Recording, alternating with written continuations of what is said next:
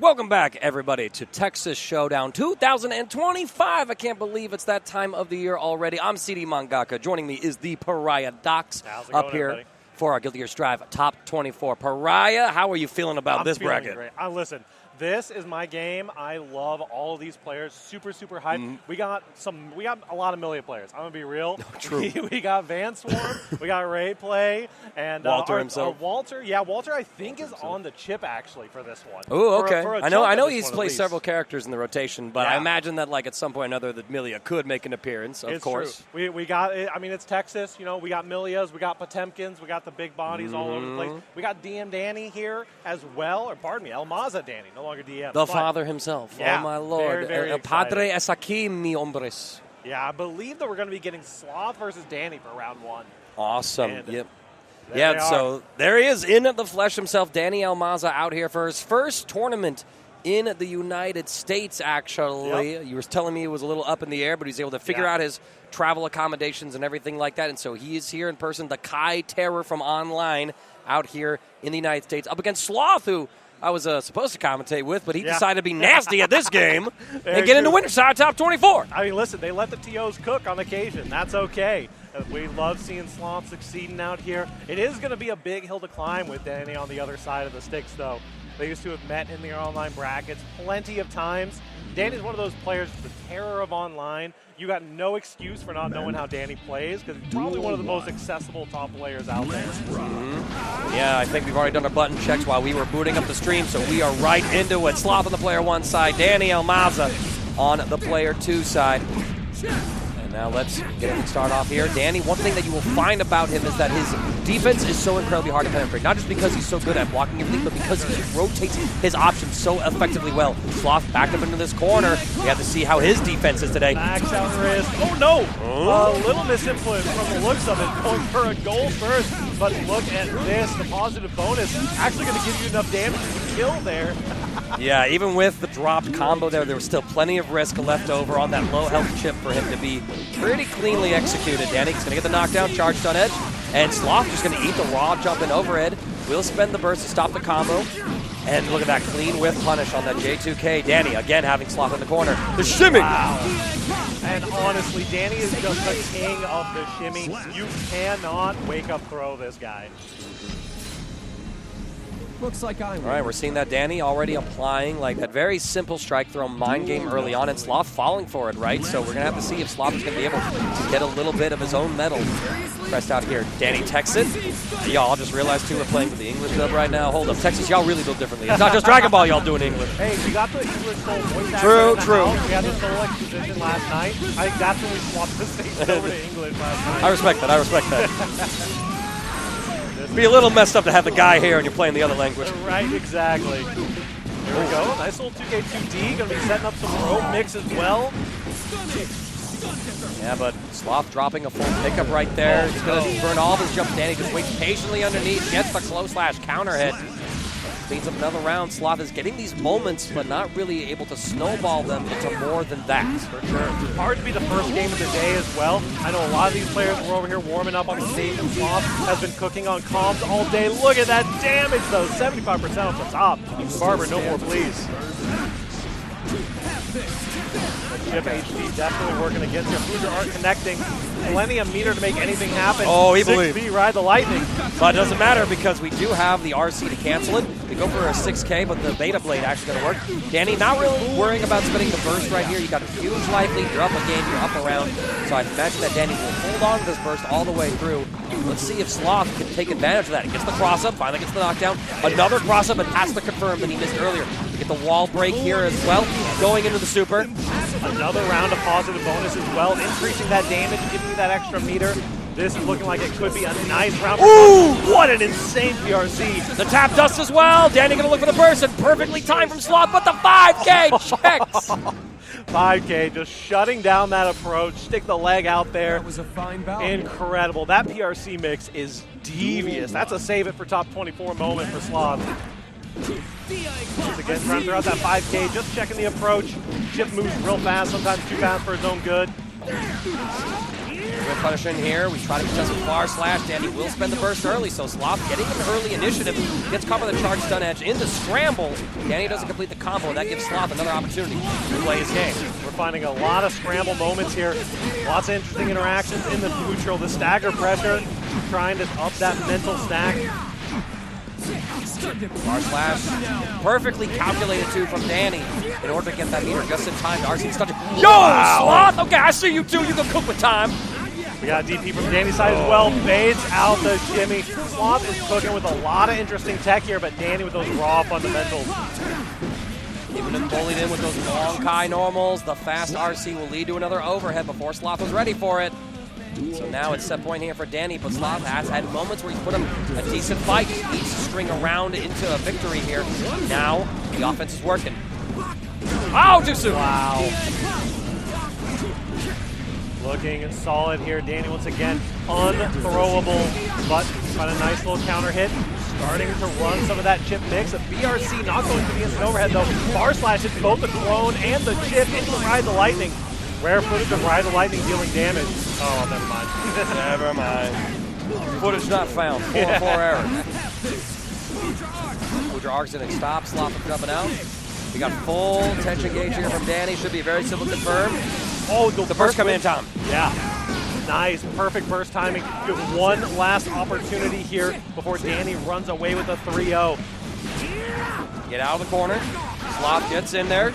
No whiff punish, the DP from Danny, and I mean, he just needs any sort of hit, a little bit of chip kill. That's why you see Sloth going with all the FD. He's got plenty of meter for it. Big jump in, though, on that greedy charge stun edge in the corner. Could be huge positive bonus. Not going to help keep you alive, but that burst gauge getting back a little faster. 5K Made blade!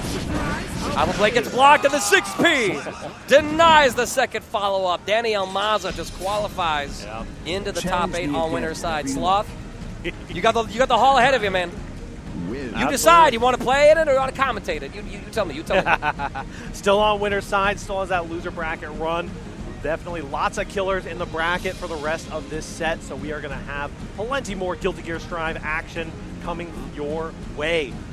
Full little Danny cooking right off the bat. I do believe, I want to say it's Van Swarm potentially coming up next. If we're going down like the list straight, sometimes you got to, curveball into what set goes up next. Like somebody went to the bathroom or they're doing some work on their controller. Whatever issue it is, we are going to be going through the entire of the winner's side for the top 24, as all those are top 8 qualifying matches. And then by the time that we're done with those, loser side should catch up. So we'll get a couple of the losers action games here. We got 2 hours of Guilty Gear Strive here for the top 24 before we get settled in to top 8 for tomorrow. Tons of strong names as I was going through this bracket as well. I got to give a big shout out to one of my Colorado homies, Haruko. She was able to get out of pools on loser's side. Has a long road ahead of her. Tons of Texas players as well from all over, whether it be Dallas, Houston, Austin, right? We're going to be seeing plenty of those matchups. Yeah, Kermit, a frequenter, as we mentioned. We got Ray Play, Flare G, Frank the Tank here. Yeah, the last standing Potemkin from Texas, honestly, they've all kind of filtered out, all the Potemkin goes. It used to be the Potemkin and Milia region. Now we're tending towards just the Milia region a little bit. But I see how it is, Texas. Once it becomes top tier, y'all drop them, y'all leave. I see how it is. Snake Eyes won it last year on the Potemkin before all these buffs and nerfs. So Frank and Taken, you're kind of inheriting that spirit, if you will. But meanwhile, we got Kermit pulling up with that Bikin. Very strong player. He's your champion of King of the Sticks last year. He got second place, actually, out of the Colorado Regional. I was able to run Winter Showdown. Phenomenally strong player, sponsored by SGF. Meanwhile, of course, we got Van Swarm out from Katy, Texas, as well. Playing that Milia, like you said, plays in the Space City beatdown pretty frequently. Being a champion for the F&F series, back brawl regular as well. So tons of tournament experience. Very excited to see how this one goes. Bikin being really good in this patch, being able to kind of have like all the little weird nitpicks of her kit sort of pulled back together to be incredibly clean and very functional with plenty of damage fix-ups. Van Swarm already forced first. Van Swarm having won that F&F, one of our home brackets for my team.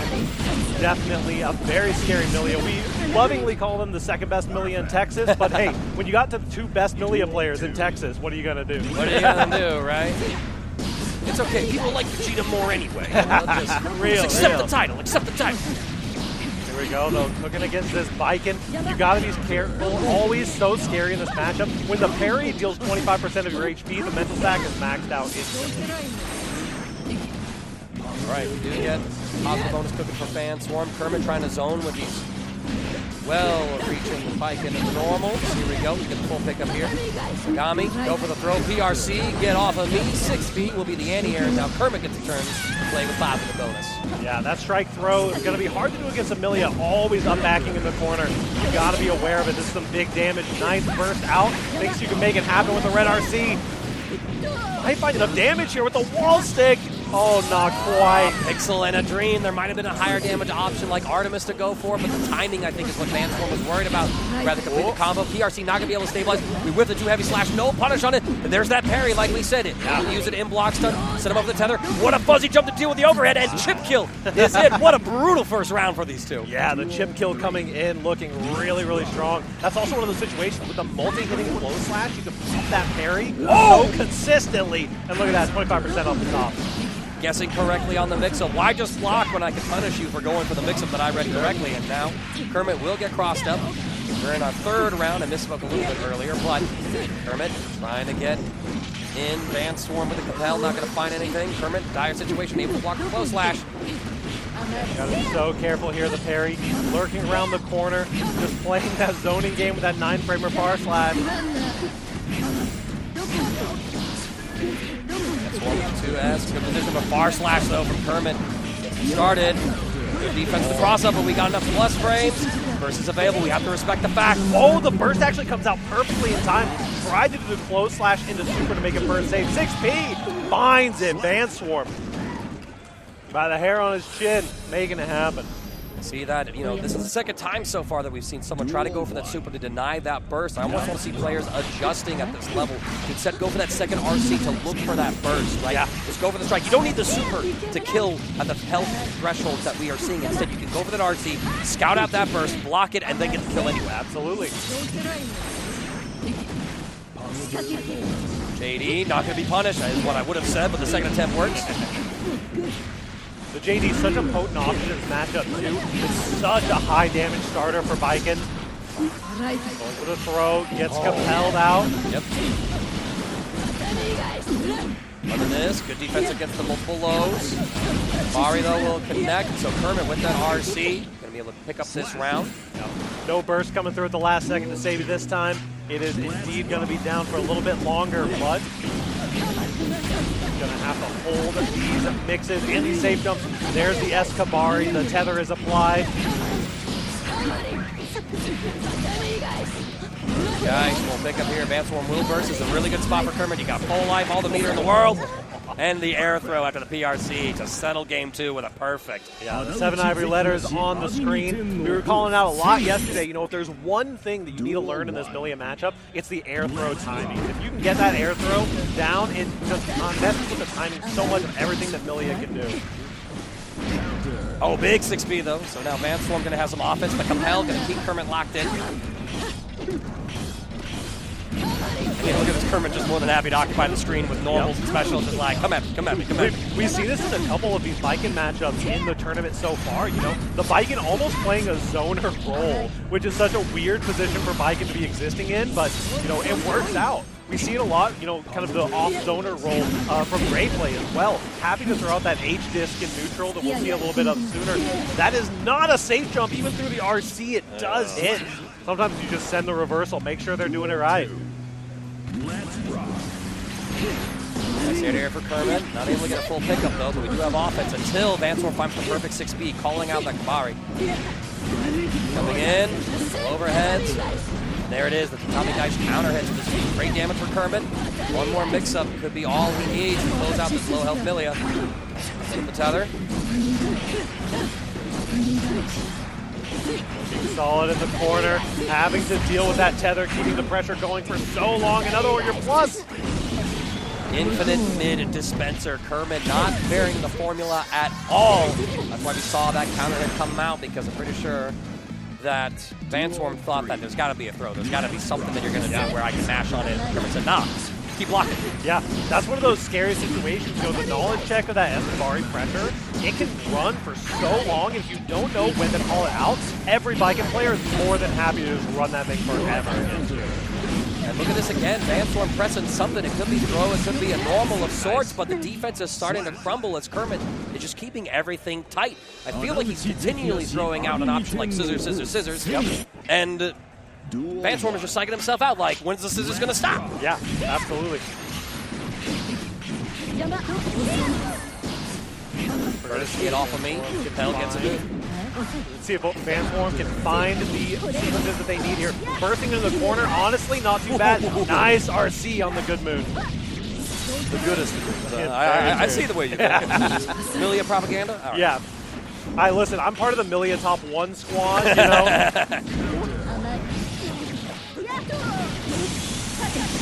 Not too bad. Confirming with the super there at the end. Vanstorm still most certainly in this. Nice whip punish on that far slash, able to jump over it and get the corner with the wall break. So now Vanstorm's going to be regenerating that burst gauge they invested in that first round, as well as getting positive bonus. Another jump in as well as Kermit's preoccupation with zoning very hyperactively is coming back to bite him as Vanstorm is getting connection after connection. It's a clean round. Yo, I'll take my own 7 ivory letters. Absolutely looking good with the wild assault to confirm the wall splat as well. Very nice rounding from Vanstorm. Both players perfectly locked in. No fighting game player nods here. We are ready to go for this next game. This is now 2-2. It's final game here. Winner gets into top 8 on the winner's side. Loser goes down to swim with some sharks. I know where I'd rather be. Yeah, absolutely. This ain't the pool I came out for, Yeah, this is definitely getting into winner's side will be such a more comfortable situation. Also, if you get bumped down to losers right now, I think you have 2 or 3 more games you got to play to get into top 8. This is definitely the easy street if you can make this game 5 happen. Actually, with the structure of this top 24, if you lose, you still only have to play 1 more game. Oh, nice. In order to get in there, right? So if you made it this far, you just need to win 1 more, and that's an achievement that is haunting everyone's mind in this top 24. You came in on the winner's side.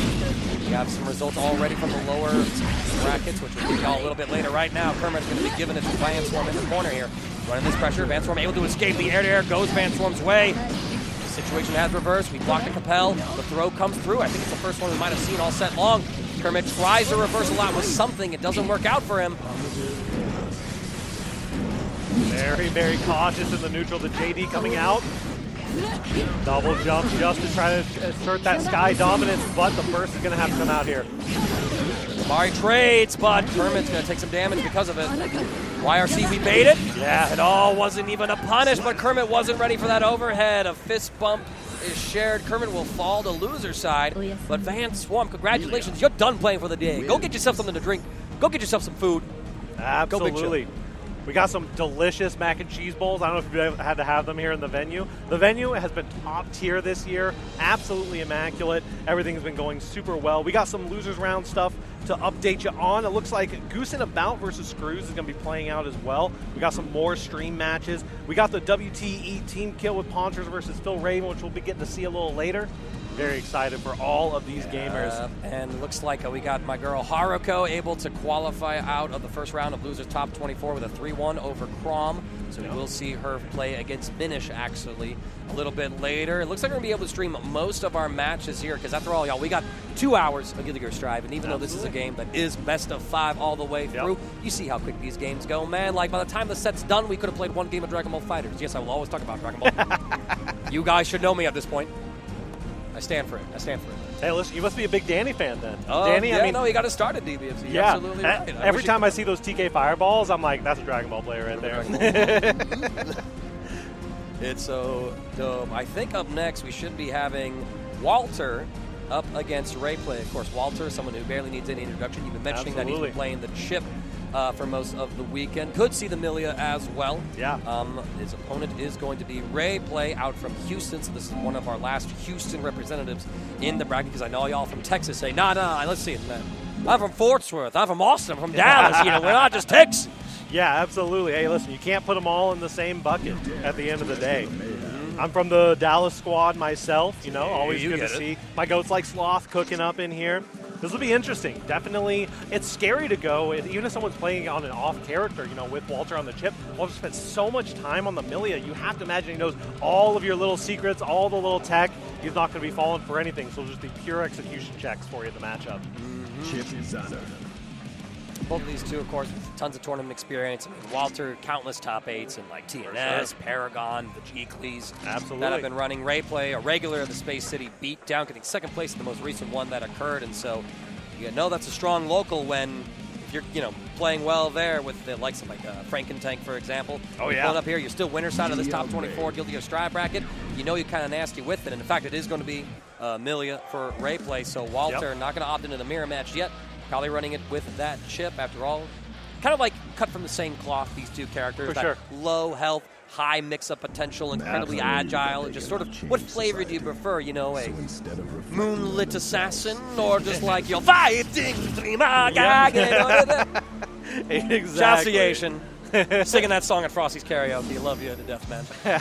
Duel 1.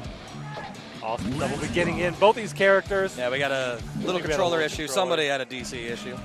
Man's got a PS5 pad plugged on in. Probably maybe like a little bit of a loose with the cable after all these PS5s probably have Bluetooth turned off completely, so there's none of that whole somebody accidentally connecting to an old setup interrupting Understandable, honestly. That's the way to do it. You got to make sure you're disconnecting your controllers whenever you get the chance. Yep, on the PS4s, right? And you know, anyone who's running a tournament, you got PS5s, turn that Bluetooth off. It's going to save you a lot of headaches. For sure. I'm looking in the crowd. I can see plenty of my Colorado friends like Shogun, Kentucky, and Haruko herself out there. Good to see them all vibing together. Shogun, I think, played Street Fighter 6 earlier this weekend. I have to double check on how well he did in bracket. Now let's get things running off here. Walter on the player one side. We'll get the scoreboards in just a moment for y'all, making sure that we got all of our information correct. See, look, production on top of it today, as always. Absolutely. Walter repping that Oni as well. Nice burst bait, but unfortunately not going to be getting anything out of it. Just put the burst in the bag for the time being. All that a Texas hold-up anyway. Walter. Okay, beta blade unpunished.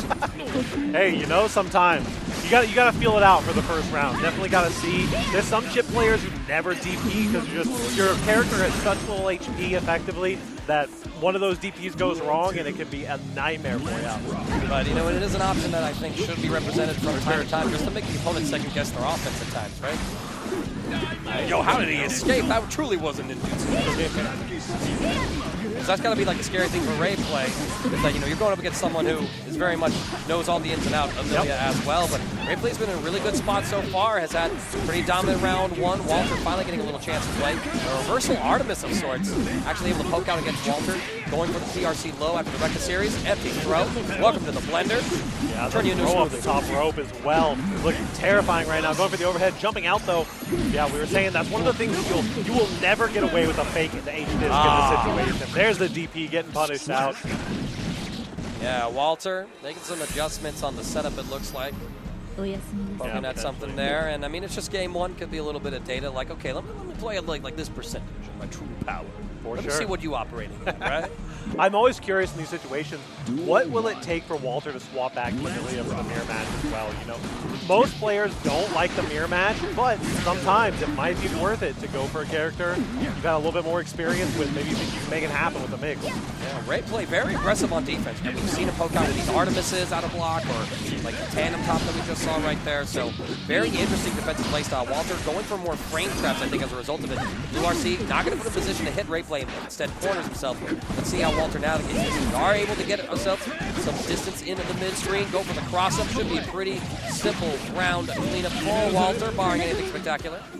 Oh man, simple round, but the combo, nothing but simple. That was definitely a complex one. Those rope combos are just so swaggy for Chip.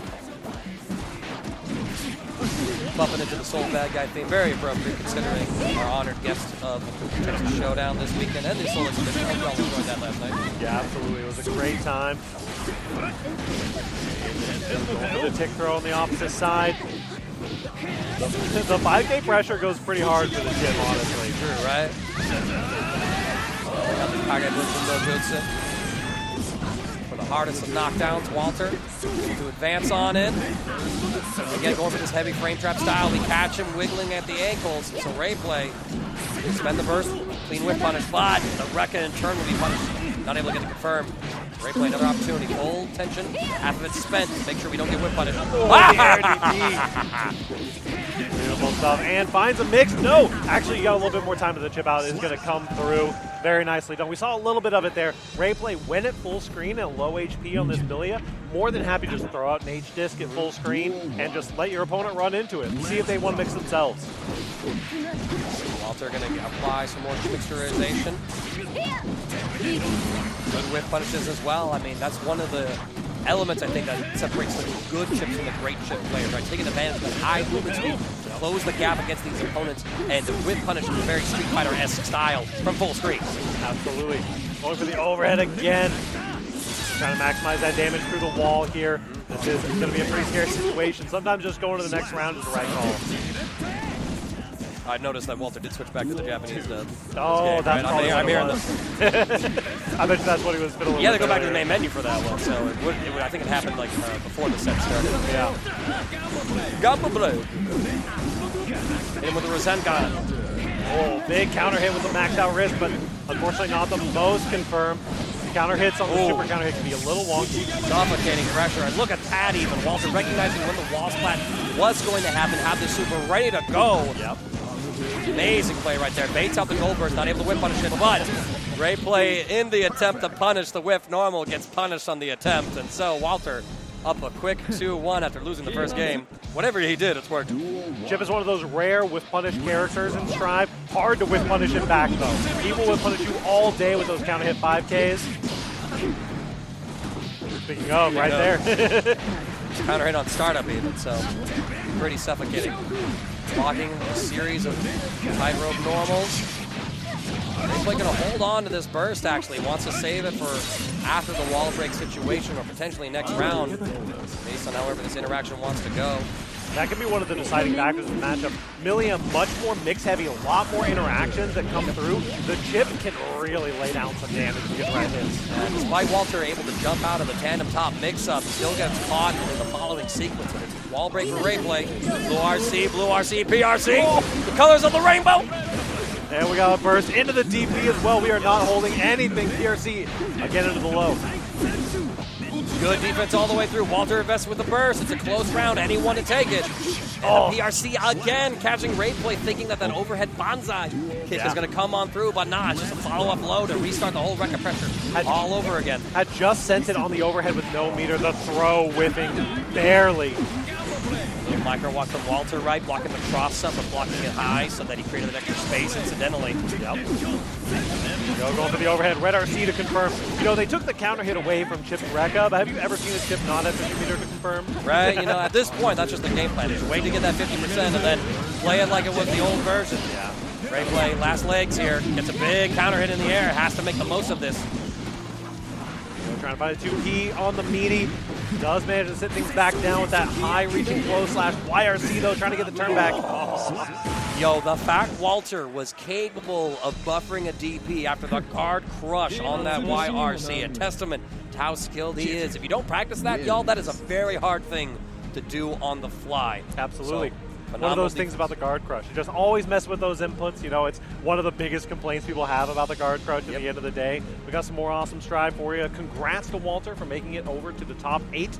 And replay we're going to be seeing here in a little bit, just trying to make their way there as well. Yes, indeed. And so we're going to go into our last winner's side top 24 match to see who is going to be our final contestant to join the winner's side of top 8 for tomorrow. And I believe this is coming down to a battle of Houston players as well between Flare G and Frank and Tank. Now, I don't know too much about Frank G off the top of my head. Now, Flare G, looking at this bracket actually, this is like the big question mark player right now. Maybe they play in some events where they don't run on like Star GG stuff, but I know a lot of Houston events do run on Star GG, right? There's no game data. Maybe look at Flare G's account. Flare G was also in the pool that Marvello was seeded to win, but Marvello didn't show up and DQ'd, and so kind of create a little power vacuum Yeah. from that pool itself. And Flare G was the one to take it. It was a very close set against Laura, who I think we might be seeing later in this top 24 on the loser's side. So going up against Frankentank, someone who is a known performer in the Houston, Texas scene, trading games with players like Ray Playwright at their locals, the Space City Beatdown, for example, got 9th at last year's Texas Showdown. And you got to think about it, like you're just one set away from eclipsing that shameful placement, right? A lot of people say, oh, I was just one away from getting a top 8 medal, getting into that prestigious spot. So I want to see what Flare G is going to be able to bring to the table. Let's see if Frankentank on Potemkin in this patch, where he is one of the strongest characters of the metagame. It's your time to shine. We got another chip from Flare G. It is going to be the chip on Flare G, the proverbial ropeless chip. I think Flare G, an OG Stride player, been around for a while, but has been out of the loop for just a little bit. You get to see the posts on Twitter. You know, these new Stride heads don't know about Flare G and the ropeless chip. Let's rock. Button check. Button check. Yeah. I mean, it looked like a plausible round start, right? 5-beam action. Like, those seem like both good options to represent.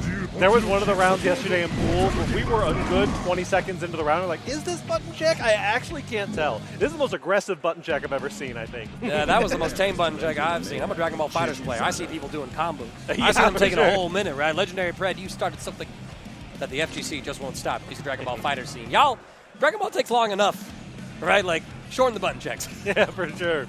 Like, there I go again talking about it. Don't got to run your whole TOD on the button check, you know. I know, right? Y'all know how Tank, efficient it would be if people just sat down and played it. Oh, well, you know, listen. Imagine. Nah, you make sure that you can perform at your best, and besides, you'd rather take that extra time, make sure everything's programmed correctly, make sure that you're feeling good about the setup as opposed to jumping on in, thinking you got everything right, and then all of a sudden, you got to screw it up and you have to forfeit a game. For sure. This is going to be a scary situation. Frankentank, of course, super strong on this Potemkin. Great content creator as well. We're going to see if we can get some clips done. The 2D counter hit coming through.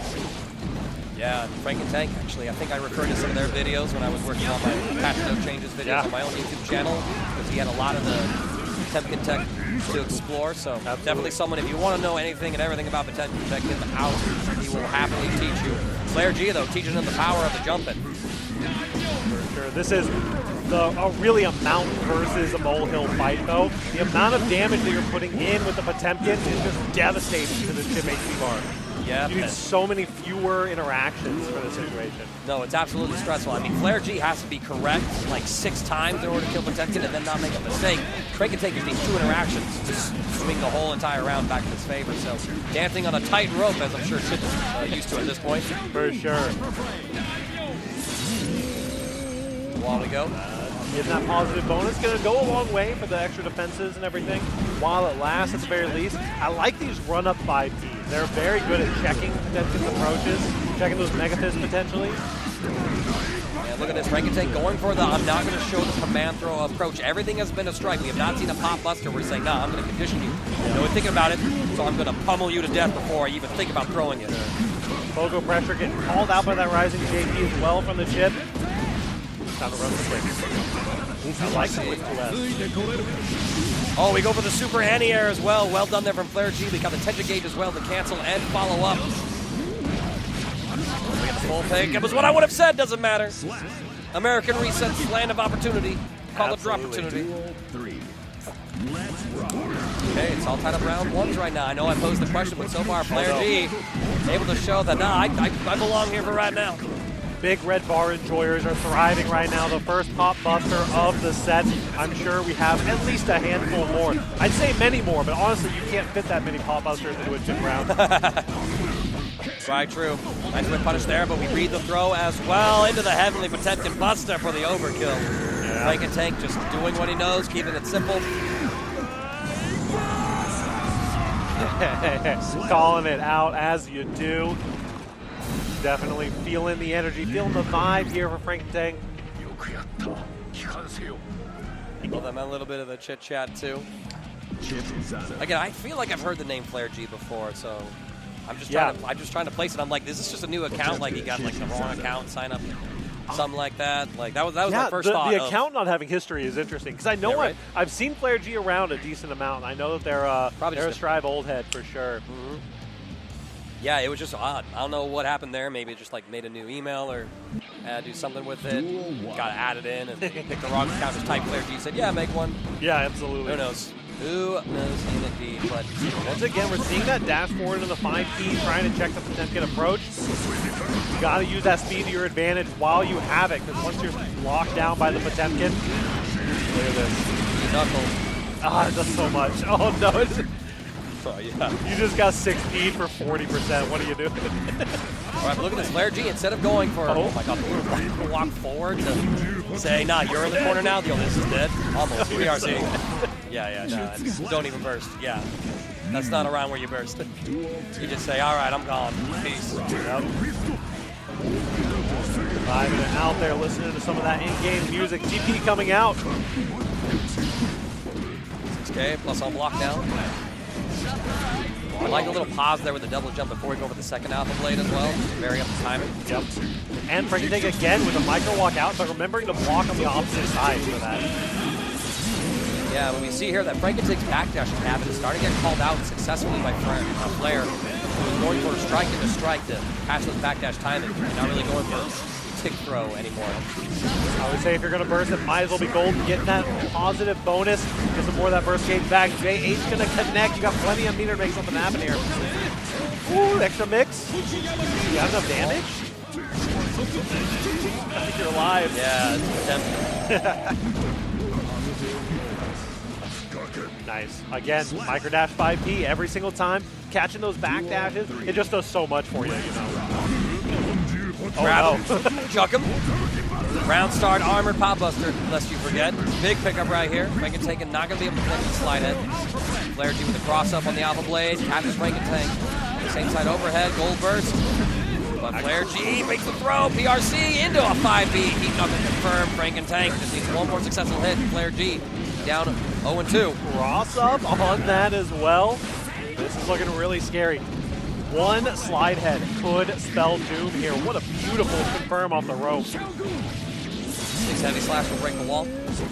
Flair G, positive bonus. Stop Frankentank with that forward advancing through RC. RC mix up. Empty throw after all that conditioning. Right now we're getting Frankentank to hold his spot so that he's susceptible to throws. Here comes another success to break the wall. This is looking pretty good. Burst is available. Here comes the maximized mental stack. You're getting in there. PRC just trying to get out of it. And the short can delay the landing timing too. I love that decision there from Flair G. Catches him with the Rekka low. Wake up burst. I agree with you, Frankentank. Slide head's gonna do a little bit of damage. This is scary. Oh no, flicks the shuriken. Yo, he said your tricks will work on me, Ninja. This is so scary. GP's out. Doesn't have time to burst. We are holding the chest there for that one. Beautiful stuff. I respect it though. I respect the play. I respect going for the Flair G. Like, listen, it's a scramble. Both you and I are at low HP. For sure. If they're slow on their punish, you can burst out too. Maybe try to sneak into gold burst there. But little 5P coming in, plenty of damage in that last interaction. Absolutely phenomenal stuff there. Flair G bet it all, and I mean, even though the score is 2-0, these have been very close sets, so For sure. reported to TO for the asterisk on it. Yeah, absolutely. But it was close. Full tension here for Flair G, and I love that for Frankentank, delaying the PRC to frame trap Flair G, wanting to punish that hammerfall. Yeah. Not the hammerfall, the Slide head. slide head. No, it wasn't slide head.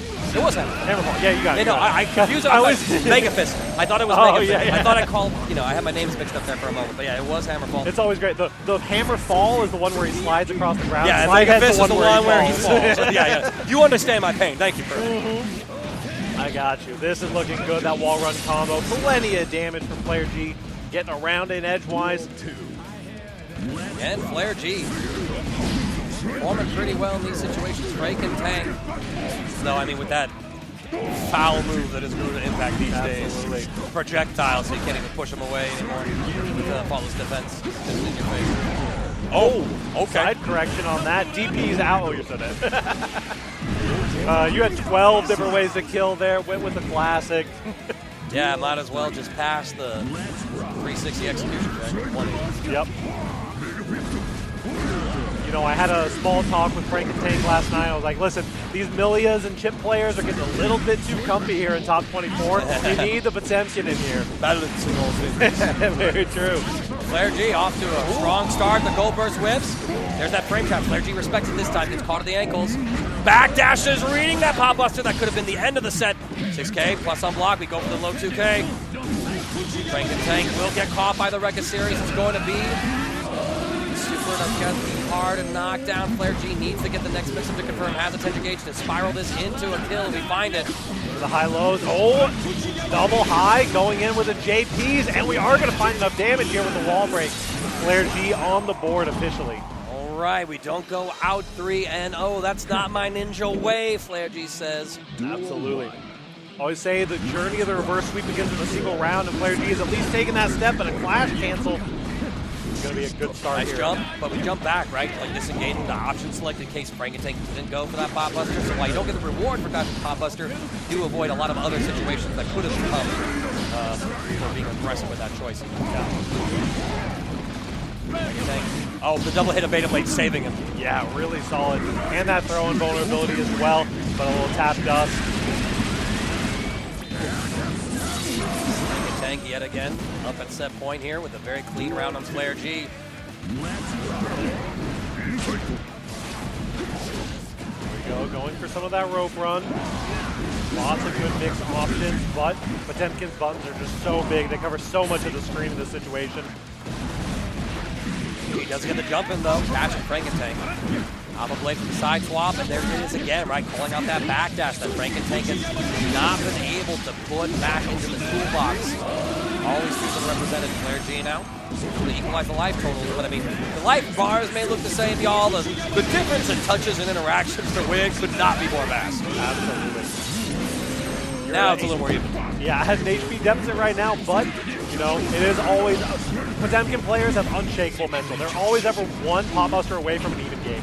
Or a game that's over. In this case, you're actually dead. The Armor Heavenly Buster, no! And he's laughing. You armored pot bustered him, and you're laughing. Let the cutscene play out. Take my hand, don't mind the sweat. Good stuff coming in for Frankentank. Zangief players looking at Strive like, now hold up a minute. Why some, don't I have such properties on my command? Like, where is... See some people shaking their head in the crowd. Listen, it happens to the best of them. That's just Potemkin in this season. Hey, you know, you got to pour one out for your homies when they're playing those low HP characters. Oh, my Lord. We finally got to see it, y'all. That armored pop buster into Shake My Hand and Shake My Hand. And building so much meter as well with the pop buster to secure that RC into the Heavenly, which they buffed last patch to have more base damage, so you can get those last hits more consistently. Yeah, and while they did tone down some of that damage across the board for a lot of characters, like especially for Potemkin, the damage is still fairly high in Guilty Gear Strive. Oh, yeah. I just realized they got you with an I on your first one. Isn't it PA? PA instead of PI? Oh, yeah, it is Poriodox. Hold on, y'all. Before, I don't know who that PI is on Twitch. Get an A on this man's name. Bless him with another A. PA. Appreciate it. Yeah, no, I just had to look. I mean, y'all, we got so many names, so much information flying on through in this crazy weekend. Little things like that slip on through. So absolutely. Shout out to everyone behind the scenes, right? For sure. So many of us are out here checking out the artist alley, going out to get grub with the homies, playing games. We got guys who are locked up back here behind these curtains, 12, 14 hours a day probably. For sure. Just running all this stuff to make this event happen, to bring you all this footage live here on stream. And I better see this archive somewhere on YouTube's later, too. Absolutely. Tired of losing footage. Very true. Got to get those Twitch bot downloaders running after the... Something like that, yeah. Especially now that, Twitch is like, 100 hours max. That's all you get to keep, right? Like, what? All right, Amazon. All right, you do you. They hit you with that, like, oh, yeah, this will only affect, like, 0.01% of creators. I'm like, hey, I got 900 hours of VODs. What's going on here? Yeah, got the big red exclamation point on the Twitch for sure. We get our next match lined up. Yeah, this is going to be a loser side match now. That was all of our winner side of top 24, and because of that, we're going to take a short little break here. Don't go anywhere, my friends, though, because when we come back, we're going into loser side to see who will join the rest of our star-studded top 24, top 8, excuse me. There you go. More top 24 after this. Getting into top 28 after. You said 28. Who's the 20?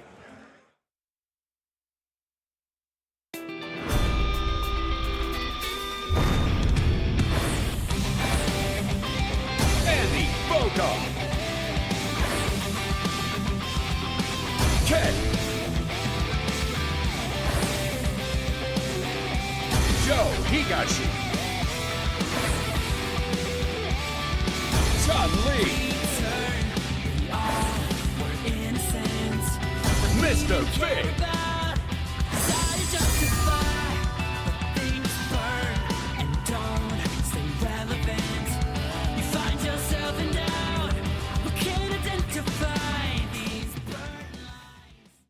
Our featured partner for Texas Showdown 2025, Post Oak Ice House is the place to be if you want to play with Houston's best on a weekly basis. Home to Post Oak Fight Club and one of several weekly FGC meetup spots in the Houston area, Post Oak has provided an amazing venue for Space City Beatdown as well. With a huge indoor-outdoor patio, bar, and free games, come hang out and grab drink specials all weekend with your Texas Showdown badge. The penultimate arcade stick in customization, the Traveler is both equally compact and spacious to fit a variety of push buttons and levers, and leaves the imagination of art customization in your hands. The Arcade Shock website navigation makes it easy to customize nearly everything in-house. Come check out the Texas Showdown 2025 edition of the Traveler Arcade Stick, showcasing all the neat features and customization options available in all its glory. Quantities are extremely limited, so go hit up the TXS merch area if you're interested.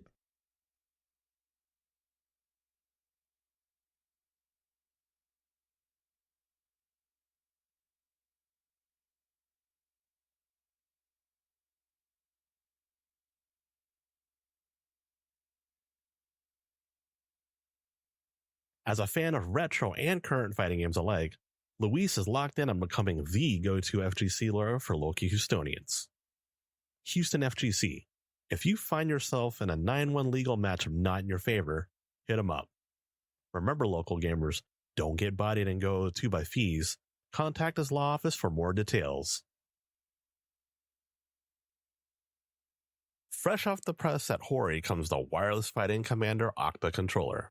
It comes equipped with microswitch buttons, 3 interchangeable D-pads, and a short throw analog octogate.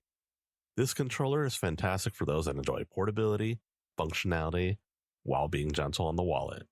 Be sure to pre-order online at arcadeshock.com.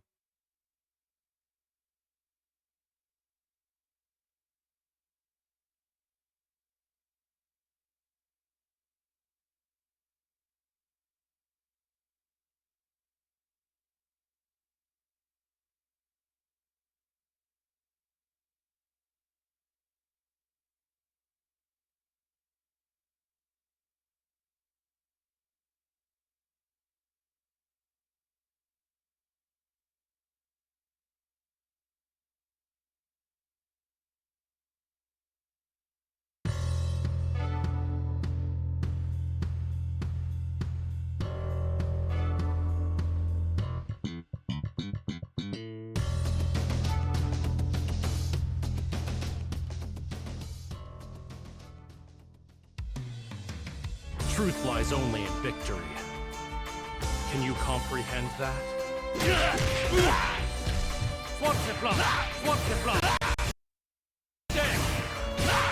Please make it good. Forces Rondo. I'll reduce you. Take this! Take this!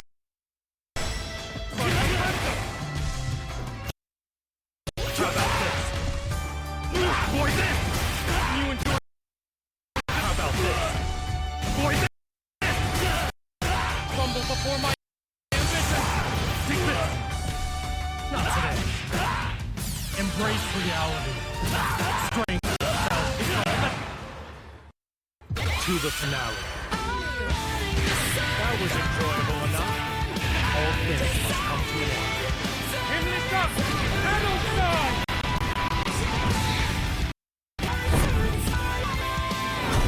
Fatal to the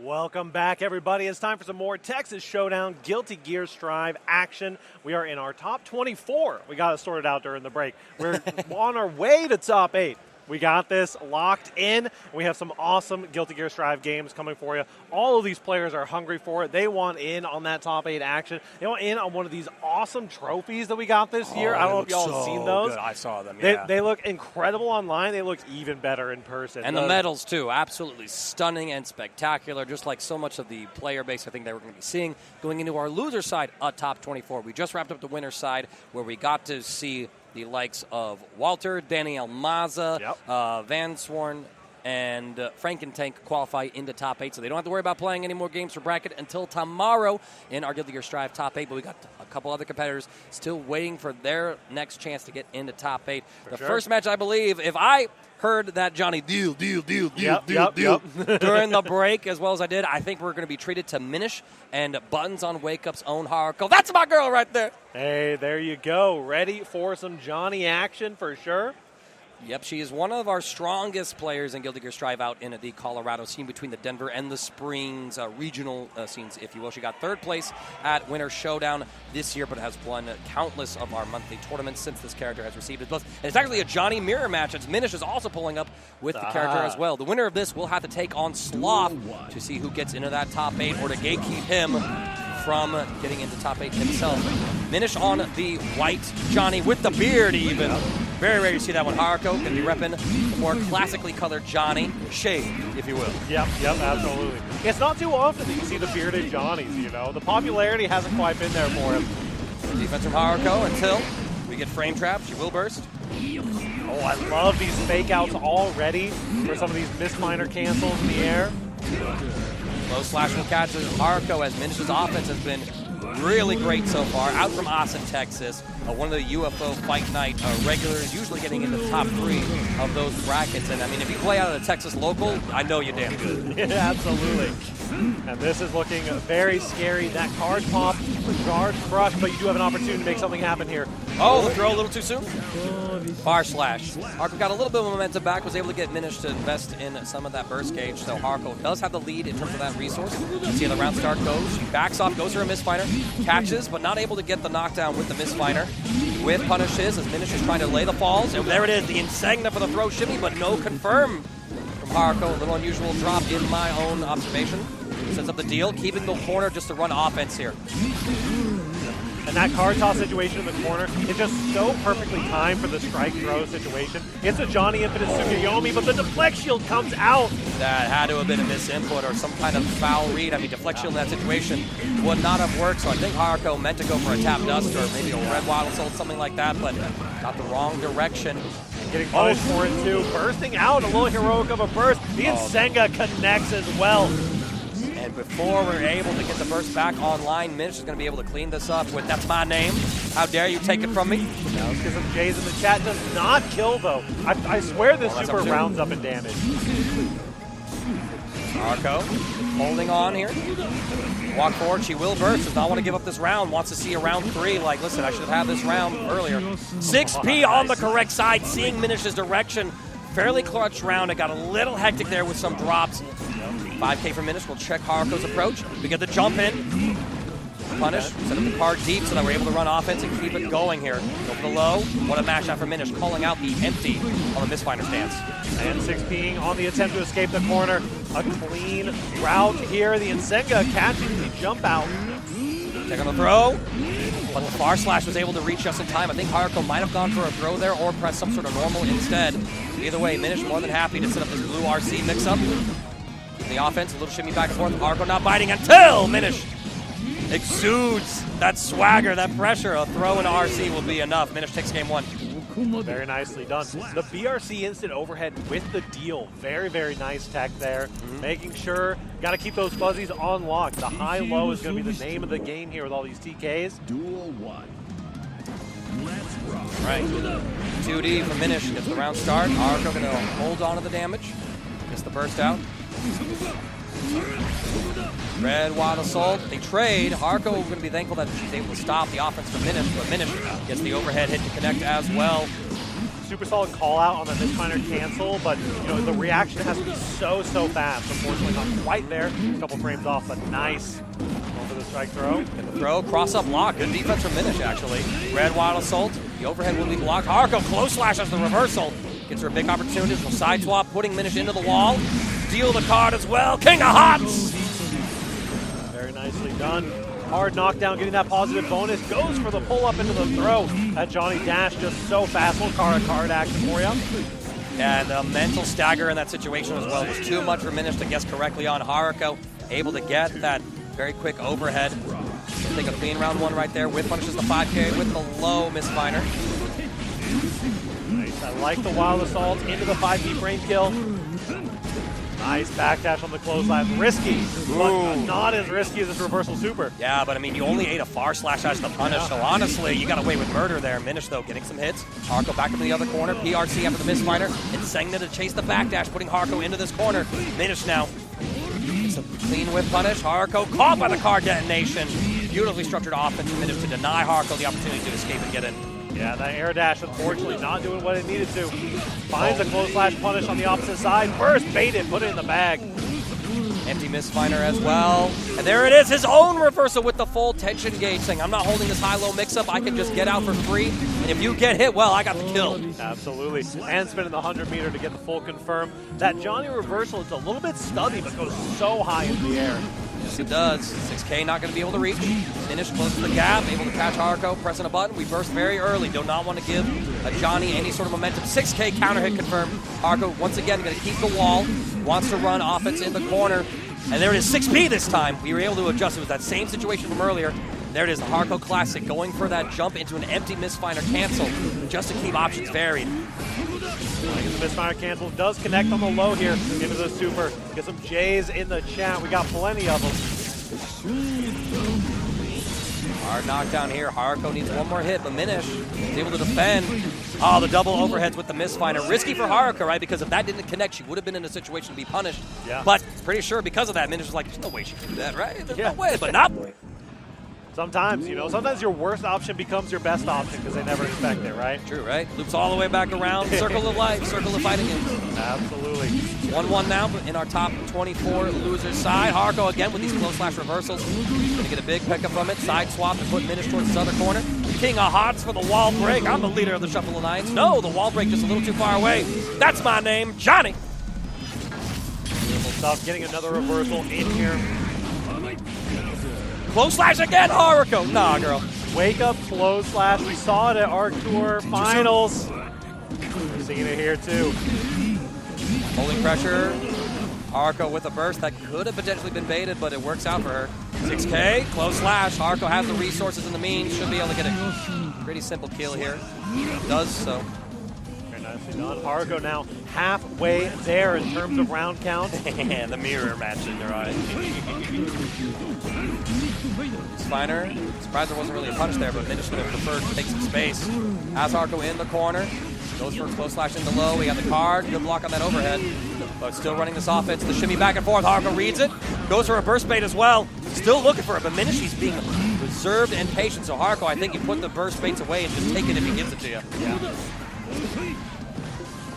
6B, but we just go for a block jump. Spiner low. Good defense from Minish again. Yeah, very patient from both these players. There's the fast TK. Explosive round. Not going to be enough to kill. After all, Johnny, like the 7th healthiest character in the game. Yep. Now, Say My Name does deceptive amounts of damage. Nice deal there. Big fan of the air deal. Yeah. JK as well to reach that backdash thing. Got started into this round. Finding the right scene. Here we are. We're back. Segna again. Okay, Haruko, second time she represented that option, right? When she goes for the red wild assault, whiffs a 5P against the crouching Minish, and then goes for a follow-up with the Insegna. This Finer overhead. Minish off to a really good round right here. As Haruko in the blender, pushing her into this next Mix Finer mix. Blocks the low. Shimmy, we backdash, far slash will reach. Minish will go for the burst. Matt, now you're in the corner. You're going to have to deal with the guard crush. Yo. The deal. You said it. Go now, running some hero pressure. Mistfinder cancel. Just sneaking out those little frame advantages as you can. And she baits it this time. Gets a far slash punish, doesn't matter, has all the resources in the world, gets the Insegna, no super needed. Haruko will take a 2-1 lead on Minish, finally calling out the reversal. She's been hit by them 2 or 3 times so far in the set. Finally makes the read against it to say, nah, listen, I'm taking this right now. The pressure's not getting to me, it's getting to you. Absolutely. You gotta make those adjustments. It's awesome to see these players. Nice mix. I think you might have surprised yourself a little bit on that mix. Possibly so, right? I mean, could have been another attempt at a burst bait there. Minish will not want to burst early on in the hits, right? Because we've seen that Haruko has been trying to bait the burst, and as I sort of speculated before, I think that with how patient Minish is, you just take the burst if he gives it to you. You don't try to bait it. He's not going to give it to you. Second hit of the 2D going to give you that hard knockdown, but messes up your routing a little bit in the corner here. Red Wild Assault immediate overhead. That was beautifully constructed offense from Minish. Good block on the overhead from Haruko. Low slash. We're going to get the extension is what I would have said. The jump dust after that JK. Not able to connect. Oh, the 2S after the whiff button. Isn't going to be a lot of damage here. Is it going to be enough with a wall break? It is. Even the tanky Johnny not going to be able to survive that one. Bit of a flummoxed round from Haruko. Minish more than able to capitalize on it. He's going to start off here. The far slash actually interrupts the vault. So now, a little too close. Good awareness from Minish. Hey, I didn't get guard crush, so you could go for a fast throw right here. Yep. Solid stuff. Once again, bursting out aggressively. You do not want to be spending any time on defense here if you can avoid it. Just going to get a huge opportunity right here, taking Haruko into the other corner. Overhead catches, immediate wall break. We're going for that's my name for the hardest of knockdowns. Yeah, try to wait it out for the reversal super as well. Trying to taste your own medicine. Right now, Haruko's on the back foot. We could be looking at a Game 5 situation. Backdash caught by 2K.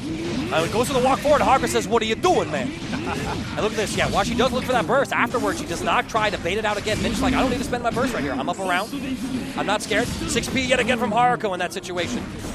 Tries to apply some of that own little bit of a walk intimidation factor that we see from Minish. Insegna, beautiful patience and defense from Minish. He'll be able to extend the combo. Oh no, we drop it. Haruko with the Insegna, a deal to settle the next card.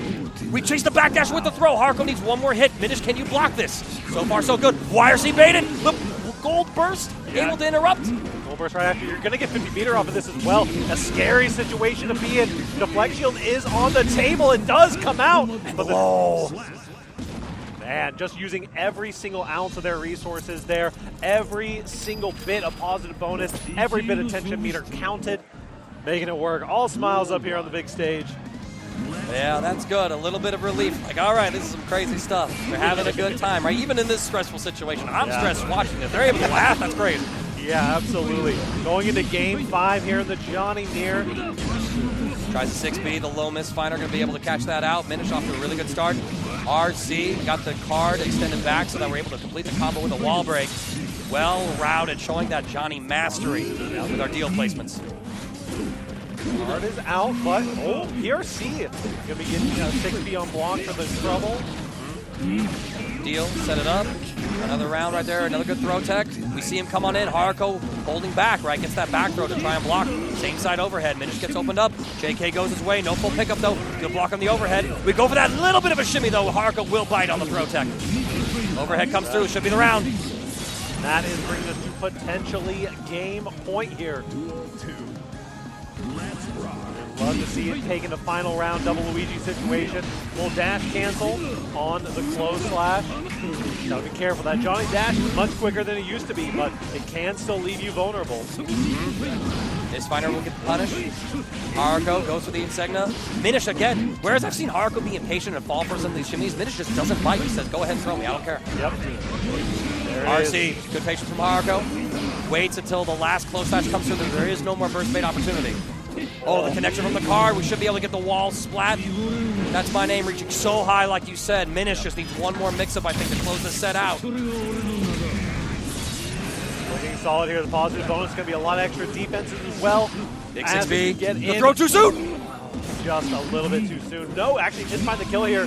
Just needs one thing. The air throw back. Could this be the reversal of fortune that this gambler needs?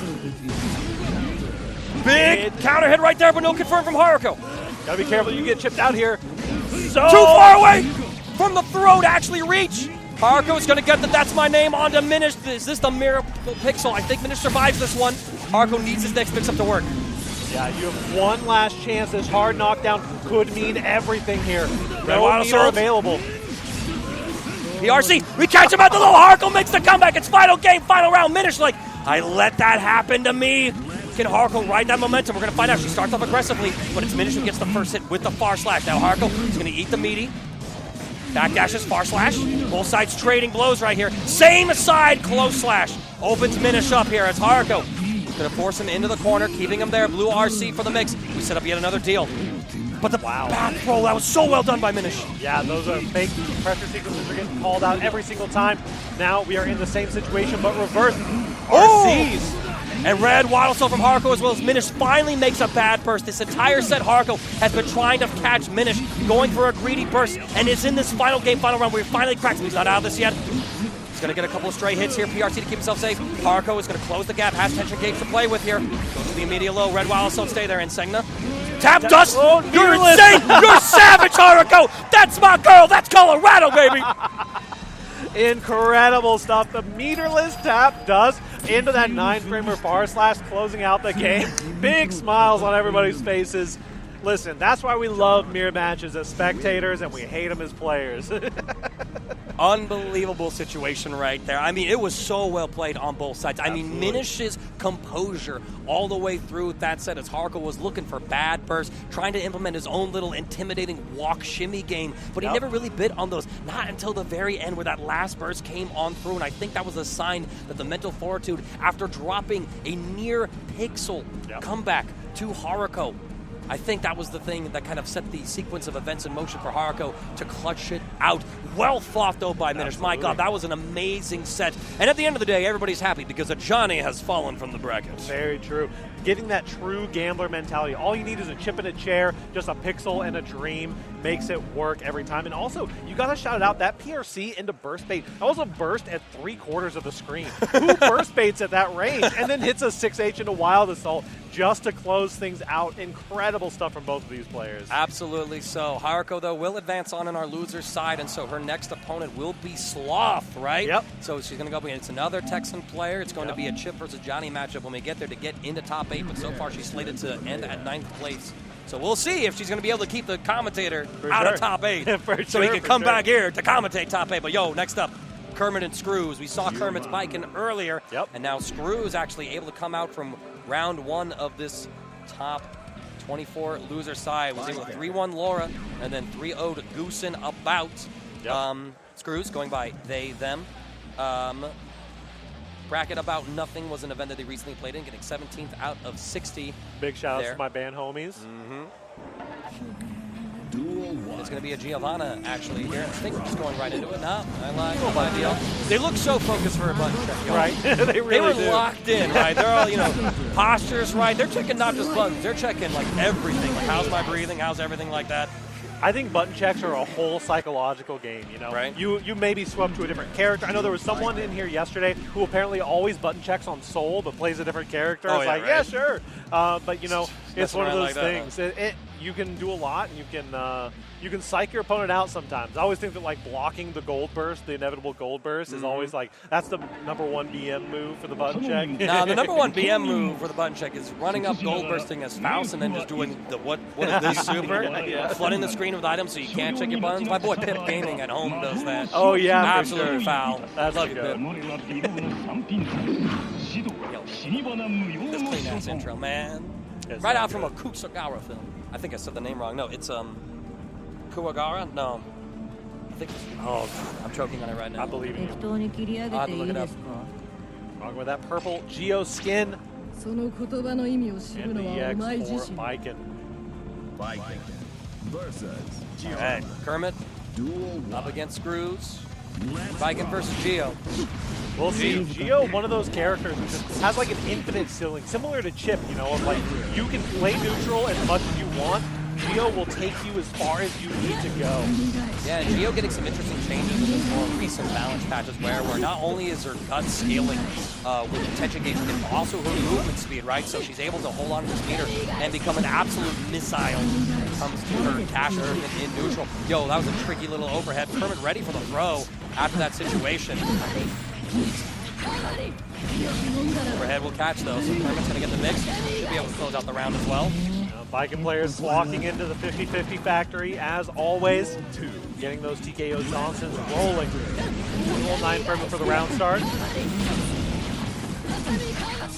What a lash right there, actually able to interrupt the Escabari. Oh man, a little bit too active on the defense though, get hit by a couple of too many of these counter hits. Kermit now running their pressure, back dashes on the safe jump. Yeah, being 6v2, the tether actually going to completely change the situation here. Kermit staying same side, good defensive screws, but again, like you said, a little too active on the defense. Kermit will look for the burst bait. It's like, okay, I see how hyperactive you are. You've got to probably burst at bad moments, right? But no, Screws showing that discipline. Goes for that DP. Going to get punished for it. Not truly a DP, but it's a DP. Yeah, for sure, for sure. The little half DP. We still call Nago DP. Right? You get me, you get me. I just don't remember the names. The one name I do remember of Giovanni is Sepultura, because it references the thrash metal band in Brazil. Any Roots Bloody Roots fans in chat? Solid routing from Kermit. Looking so in charge here with that 5T after the Escabari. And again, catching those counter hits. The perfect coming in. 7 ivory letters on the screen. And again, I think Scrooge is playing a little too active on defense. So many counter hits and sequences. And I think that as long as Kermit keeps seeing that, all right, I'm not going to go to the next layer. I'm just going to keep throwing the same option out at you. Yep. So trying to find some interaction. Once the tether is applied, you got a lot to work with, and it's reapplied again. The dog leash coming out. The dog leash, saying that against Gio, that's great. Put her on a leash. Oh, the fadeaway too after we dropped the Tommy mat, denying the reversal super as well as every one of Screw's options is just not working out for them as Kermit. He's like, listen, I belong in top 8. I don't care how I'm getting there. I'm getting there. Absolutely. Kermit definitely locked in. We'll see if this Gio can find the adaptations that they need. Lots of small changes that you can get. What a parry. Another counter hit, and the second one is just that sequence alone. I think Kermit, he's just vibing on an autopilot right now because Screws has not been able to demonstrate that he's able to deal with the frame traps by just holding him and waiting to pick the turn to strike back. And now the overhead comes through. Kermit's going to clean this one up. One more round. He qualifies for top 8, and Screws' runs will end at 9th. Absolutely. Good showing so far, making it this far in the bracket. You've got to lock in a little bit more if you want to make it to that top 8 spot. A monster like Kermit in your way.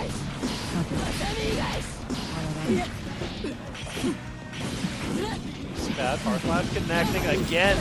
That power slash is doing so much work. The spacing too, like Kermit able to squeeze in that backdash to make Screws dash forward power slash.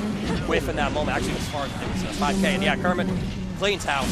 Yep. In a very simple 3-0. And Screws, your run ends at 9th place. Still a damn good placement. We had so many players in this tournament. So even getting one spot away from that prestigious top 8 is nothing to scoff at. Well done to Screws for showing up here. But their run today will end at 9th place. Yep. 9th out of 87, not that bad, honestly. You know, you definitely got to lock in to make it this far in a bracket like this, as we are all cooking here in Texas. Got some waves from the crowd, as we are going to be moving on through with some more of our top 24 here at Texas I'm just seeing Showdown. Royale walk with the whole fit. He's got the Texas Showdown shirt underneath a suit. Man packed his suit here for the event. Absolutely. I'm envious. But yeah, no, so Screws, they will exit out the bracket. I'm actually unsure if I accidentally slipped into him throughout that one. Their pronouns are they, them, so sorry if I accidentally did that after I introduced it. Just want to double check, because I'm like, wait, what was I saying throughout it? Or did I always say Screws? I don't know. I'm just double checking myself, y'all. The commentary blindness goes sometimes. You It know, goes, right? The amount of times I can deafness. remember a match I just commentated, almost. You know how many times I'll talk about, like, yeah, no, like Walter did great against the chip player. It's just like, you know, I don't say the name. That's when you know my old timer's disease is hitting really hard. I've been 31 for like a month right now, y'all. I'm not used to this yet. It happens. It's all right. 29 is older than 30 as far as I'm concerned. Oh. Yeah, tell that to my partner. We're going to be moving on. We have some more awesome matches for you here today. Looks like Sloth and Haruko, Flair G and Phil Raven potentially coming through. Yeah, it looks like that one's marked to show up next. I imagine that Haruko and Sloth would be our last set of the afternoon for Guilty Gear Strive's top 24, just because Haruko has played once on stream already, so we're going to give her as much downtime as possible. Yeah. So Flair G and Phil Raven are marked up next. Phil Raven, multi-game talent, got 9th place in the Dragon Ball Fighters bracket this weekend, playing a team that's very much a non-meta team, right? You look back, I'm like, that's a Season 3 team. What are you doing? It's like Season 7.5, whatever we want to call it now. Flair G, who we got to see on that chip earlier, going to be pulling up again to take on Phil Raven. So very excited to see. Yo, Phil, I want to see Phil get one top 8 medal, man. Absolutely. Imagine getting 9th in like all the games that you play. I'm just like, bro, what is wrong with me? That is a little rough. No, I want to see Phil Raven get it. I don't know, actually, off the top of my head, who Phil plays in Strive. You know, I was just talking about that commentary blindness. I'm sure that I did a Phil Raven game yesterday, but I missed on which character. Listen, it'll come up eventually. Don't worry. I swear, if this we'll is hear that mirror, character select. Yeah, we'll hear that character select. Someone on Twitch is going to be vigorously typing it, which I'm not looking at right now because I got to focus on this, y'all. I can't get into banters with y'all. Yeah, we'll definitely be seeing one way or the other as we get through our last couple top 8 qualifiers. Definitely going to be looking like we're going to have a stacked, very fun top 8 for tomorrow. I can't wait for it. Yo, I cannot wait for it. I'm going to have to take it real easy this weekend, drink plenty of tea because they're putting me through the ringer today. I'm on hour 1.5 of 6 in a row. Absolutely. Y'all get used to this. Not on this stream. I hop over to another stream. Make sure to support all the other streams. We got plenty of games going on. 3 or 4 different streams, I think, going all weekend, all day, every day. And we've got awesome side community events. I don't know if they ever got any streams up for the side community events, but if you're here in the venue, make sure you make it down. I think there's a stream for the retro game area. As far as the main stage games go, we are on FX Games _GG. There's Texas Showdown, of course, on Twitch, as well as Full Bar Esports as well. Those are the 3 main stage streams. And yes, it is going to be Phil Raven and Flair G. They're going to be picking out the characters. I know that we were at the PlayStation menu for a bit, maybe just messing around, making sure that if any devices were somehow synced, they are desynced. Absolutely. Somebody unplugged the PS5. Beautiful. Brilliant. Love it. Spectacular. Players always sabotaging. Could have been anything. Could have been anybody. We are pointing. Okay, Amelia Rage for Phil Raven. You know, that would be a character he plays. I see it. Yeah. Rocking that WTE tag as well, one of our Texas orgs. All right, he's taking that big breath after all, right? This is where all the cards are on the table. He would love to get into top 8 for Guilty Gear Strive. Would love to get that medal around him. Does not want to go home with a 9th place finish twice in one weekend across 2 different games. Let's see what you got, Phil. But Flair, of course, in a matchup where now all of a sudden you have pretty much like the same level of mistakes required on both sides to lose it, right? So a little less stressful for him because you're not fighting a Potemkin with no armor cautlessness. Absolutely. It is a scary matchup, as we called out earlier. You know, Chip has a lot more in the terms of damage than Milia does, but Milia can dominate the skies a lot better than Chip can. Chip JK goes a long way, but Milia is just so mobile up here. All right, Phil Raven going to be able to get the wall break. And in fact, he's going to go for the RC to guarantee the kill, but because we double stuck Flair to the wall, that means we did regenerate an extra 33% of that burst gauge. So Flair over 0.5%, almost a full, so we might be seeing the flex shield or the full burst itself come out within this round. Swap to the sides, of course, close slash where you damage. Set up the mix, same side into a throw immediately. Okay, Phil. This is some Dragon Ball mix, you know what I mean? Absolutely. Listen, we've got the Good Moon coming in as well, trying to bait the burst on the way down. Probably get the pickup afterwards. Now it is Flair G's opportunity to cook. Phil Raven, though, wants to end the round right now. He's going to go for the burst. What an interception on that Capel with the jump kick from Flair. Phil jumping out, though, able to corner Flair G. RC. Oh, we saw that it didn't hit, but I think Phil wasn't expecting a burst on block in that situation. So now Flair going to be able to get the next big confirm. Full combo as well. Set up nice block on the same side overhead. Alpha Blade. He's the next pickup. Gamma Blade. Wow. Fast RC low. What a comeback from Flair. That was sick. Yeah, what a round. Those chip rounds will happen to you every now and then, you know. You just get stuck in the blender, and it is just time to rock and roll. Yeah, and of course, Phil missing an opportunity, right? Autopilot the pressure instead of seeing, hold up, my RC didn't make a block. There's a burst coming. I could have baited it. Absolutely. And almost everything, too, stemming from that. Went for a burst pin in the middle of the combo round, try to go for a throw to deny a burst as well from Flair. Yep. So that's what led Flair backdash to create that initial scramble. we go, now stuck in the chip blender once again. The overhead comes through. RC to continue the combo. We're going to be getting the wall splat here. No, actually opting for mix. I respect that. We block it again, the no mix. Catch the movement with that jump kick yet again. Good block. Low slash pressure. Flare G going to let the wrist gauge build up until Phil says, okay, you're conditioned. I go for a throw. Cross up. Will connect. Big damage here for Phil Raven. Another cross up gets backdash. Deflect shield, baited but not punished. Nice JS going to connect. The queen of the skies, that is for sure. Phil Raven is going to be moving on with a 1-0 so far. All right, Phil able to close things out, but Flair, once we saw that, when Phil lets the opportunities go through, those ninjas, they're slippery bastards. Absolutely. Here we go with that rope combo as well. A little drop. Hate to see it. Compelled. Going to allow Phil to continue the offense here. Looking for that burst again, I think. Or just resetting the offense. 1 to 2. Good containment on Phil's air momentum as Phil now gets the corner. That wrist gauge from Phil so dangerously high, and Flair G's going to get the next hit. Looks for a burst. Okay. Not too bad. You got a burst out of that. That could have been a killing combo if you get the wall run right. Yeah, we're feeling those compelled nerfs too. Not able to get a pickup even on the air-to-air hit. Oh, man, Red RC into the 5P for the wall break. Plenty of damage coming through. Duel 2. Let's rock. There you go. Going for some more of those rope run situations. The ropeless chip, learning how to rope a little bit here. Nice beta blade on the Bad Moon overhead. Flare G's defense has been pretty solid so far. Phil Raven, though, no stranger to defense himself, playing it actively. Compelled to escape the corner. Amelia 2P can be a very good match, but lots of jump out of the corners to be expected as well. DP's attempts to at least gets caught by the H-Pit. Yeah, and even then, Phil Raven had moved into position to get behind the DP's hitbox, so he even structured the offense to avoid that reversal, and the super is enough to kill. Taking advantage of that low HP bar from Chip. Very nicely done. The winger comes out. Oh, it's a bit of a scramble here. Flare G going to be the first one to get a couple of hits. Overhead connects. Still, I think the fuzzy jump got blown up. Flare G's been sending it on these overheads without meter. Very brave, but uses the burst meter as a resource here. Oh, he got caught by the alpha blade. You saw Phil try to jump, and then it's like, nah, I left this lingering hitbox. And he picks up with a 2K as well. And now we're going through the wall with the super. The Otter here to give us some support. Alpha blade cross up. Tap dust. RC.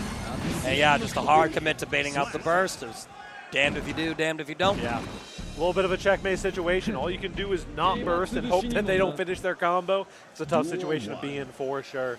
All right, Phil and Flair all tied up, one apiece. Flair with the early expenditure of the burst gauge, meaning that Phil Raven doesn't have to worry about burst in any of these situations. Going to get the full pickup here, except for the tandem top mix. Got a little too complicated with it, allowing Flair to escape, but we still get the counter hit, so Phil very much in the driver's seat. Nice. DP on the opposite side, no cross-cutting in this game, but you do make it happen with a hard call-out. Bad. We are going, oh no, drops on the rope combo once again. Nice counter hit though. This is looking pretty scary. Has some meter to work with for both players. YRC comes out. Compel getting hit. But the air throw as well. Flare G saying, listen, I know that Millias want one thing. Spread their wings. I'm clipping them. Yep. Called out that air throw tech. Get those down. It's so important for this Millia matchup. Going for the overhead again. I feel like that's been a crux of Phil Raven's weakness so far in this matchup, is that the defense against the low, high mix-ups from Chips and Rekkas has been lacking for Phil so far. Backdash will get checked by that 5P. Able to defend against the slow PRC. Phil Raven going for that burst just to deny any sort of mix. Gets caught by the PRC. Red Wall still drops, but we reset into a tap dust. Flare G now up 2-1 with the perfect. Phil Raven facing elimination. Yeah, definitely gonna have to take some deep breaths here. Lock in a little bit more. This chip is looking scary. We saw that chip dipper with the Kara into the Rekka cancel there. Chip dipper, that's foul. It's a jump scare full screen. You get that PRC afterwards as well. It's a scary situation. Danny Almaza looking like, look what they need just to mimic a fraction of our power. Exactly. They're trying to see some neutral jump into stun dippers here later. for the top 8 potentially. Yeah, and look at that. Flair G just absolutely vibing right now with his own music. Phil Raven letting the soul and the music of the game itself course through his headset. Absolutely. Duel 1. Let's rock. Rock and roll. Phil Raven, again, off to a decent start. Has Flair tied up. Plenty of chip damage. With punishing the 2S2 heavy. And Flair G will burst. So Flair G on the back foot here against Amelia, but nice. I love the RC. Already airborne for it. Not a kill just yet. Phil Raven in a decent spot. Closes it out as Flair goes aggressive at round start. Yeah. And we got a perfect coming in for Phil Raven. Definitely taking advantage, finding those adjustments. Sometimes all you need is a little breeze, get those nerves out of there. Barrage of the throw. Cassie. Cross up, steal in the corner. Phil Raven going to get full sequence right here. It's that same little turnaround instead of going for the throw this time. Phil Raven opting to keep things active in the neutral. Gets a pickup as well. A little extra hit stun on Capel in this patch. It may not be the launcher that it was before, but it still works. Go for that burst bait. Gold burst does come through. It's definitely scary for Flair G. Staring down on a game 5, but this is going to be so much damage. Help. Wow, nice reset. Gets off the wall, yeah. Into the super for this wall break. And I mean, look at that. The life total is completely equalized. Phil Raven has 50% burst, has full tension. So has a get out of jail free card if he so chooses to use it. YRC off of me.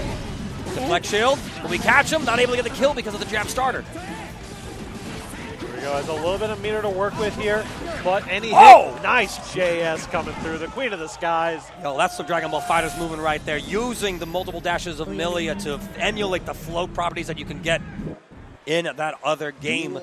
Baiting the approach and then feinting backwards to bait him in.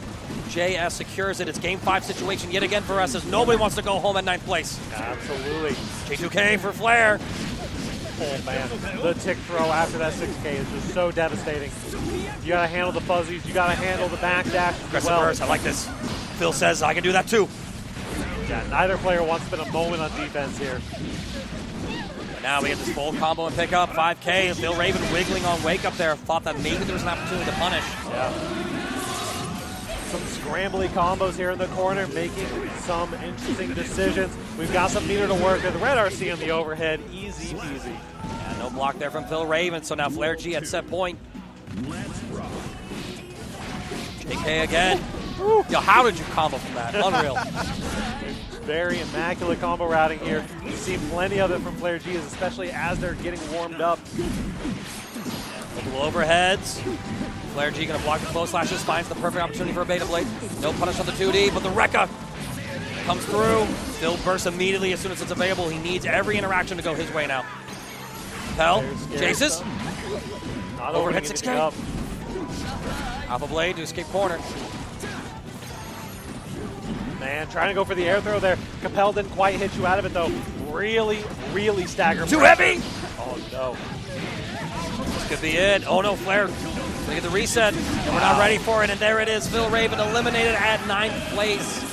Stuck in that position no matter what game he plays, it seems that Flair G is able to get himself into top 8. Chip lives to fight another day. A little 9th place curse for you. Gonna have to spend some extra time shaking that off.